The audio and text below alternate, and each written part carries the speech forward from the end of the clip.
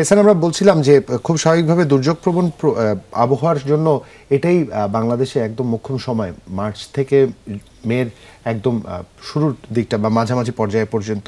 সেই ধারাবাহিকতায় আজকের এই দিনটা একটু বিশেষভাবে কক্সবাজারে গুরুত্ব পাচ্ছে বা সেই অঞ্চলে গুরুত্ব পাচ্ছে। কেন গুরুত্ব পাচ্ছে একটু আমাদের বলবেন? আপনাদের জানিয়ে রাখতে চাই এবং আজকে হচ্ছে 27 এপ্রিল এবং দুদিন পরে হচ্ছে 29 এপ্রিল। এই 29 এপ্রিল হচ্ছে উপকূলীয় এলাকার মানুষের জন্য সবচেয়ে ভয়াবহ একটা দিন, স্মরণীয় একটা দিন এবং স্বজন হারানোর দিন।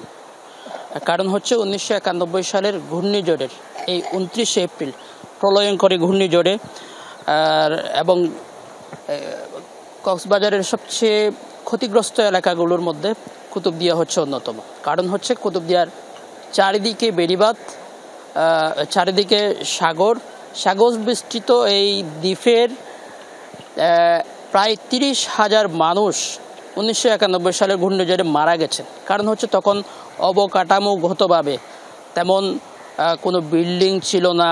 মানুষ যে ঘূর্ণিঝড়ের সময়, জলোচ্ছ্বাসের সময় কোথাও গিয়ে অবস্থান করবে বা বাঁচার জন্য অন্তত একটা ঠাঁই হবে সেটি ছিল না। তখন ছিল শুধুমাত্র গাছ ছিল, দুই একটা সরকারি বিল্ডিং ছিল, উঁচু কয়েকটা পাহাড় না জায়গা ছিল।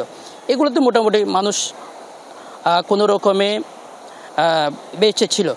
আর যেটি সবচেয়ে বেশি গুরুত্ব দেওয়া হচ্ছে এখন, 1991 সাল হচ্ছে সর্বশেষ ঘূর্ণিঝড় এবং এখানকার মানুষ এখন যারা আছেন, যাদের 1960 ইংরেজির কথা মনে আছে, সেই 60 ইংরেজির হিসেব যদি করি, সেই 60 ইংরেজির সময় কিন্তু কুতুবদিয়ার আয়তন ছিল 60 বর্গ কিলোমিটারের মতো।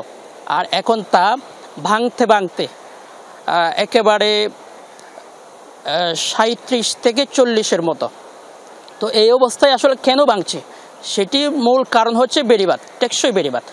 যে টেকসই বেড়িবাঁধের কারণে কুতুবদিয়ার মানুষ এখানে দিন দিন এখান থেকে অন্যত্র চলে যাচ্ছে।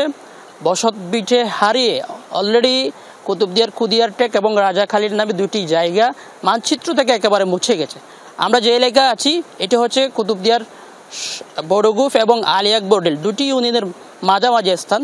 এখানে আমার ঠিক ডান পাশে আমি একটু আপনাকে আপনার মাধ্যমে দেখাতে চাই, ঠিক যে জায়গায় আমরা গাছ দেখতে পাচ্ছি, নারিকেল গাছ, এই জায়গায় 1 বছর আগেও একটি মসজিদ ছিল, যেটি নিয়ে আমরা নিউজ করেছিলাম। এই মসজিদটি এখন একেবারে টোটালি বিলীন হয়ে গেছে। আপনি বুঝতেই পারছেন কীভাবে ভাঙছে কুতুবদিয়া। এই মসজিদটি ভেঙে একেবারে বিলীন হয়ে গেছে। এখন মসজিদ বলতেই কিছু নেই, শুধুমাত্র মসজিদের যে জায়গা ছিল সেই জায়গাটি আছে। আর হচ্ছে আমার ডান পাশে হচ্ছে যে বাড়িঘরগুলো আপনি দেখতে পাচ্ছেন, এগুলো হচ্ছে একেবারে হুমকির মুখে।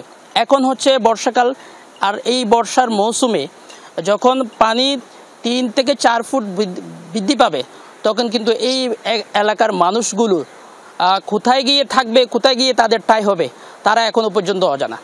সেজন্য বারবার দাবি উঠছে, বারবার সবাই দ্বীপের মানুষের একমাত্র প্রাণের দাবি হচ্ছে টেকসই বেড়িবাঁধ এবং পাশাপাশি যোগাযোগ ব্যবস্থার উন্নয়ন যাতে হয়, অর্থাৎ উন্নত যোগাযোগ ব্যবস্থার জন্য তারা ফেরি সার্ভিসের দাবি জানিয়ে আসছেন দীর্ঘদিন ধরে। তবে সবচেয়ে বেশি প্রায়োরিটি দেওয়া হচ্ছে বেড়িবাঁধকে।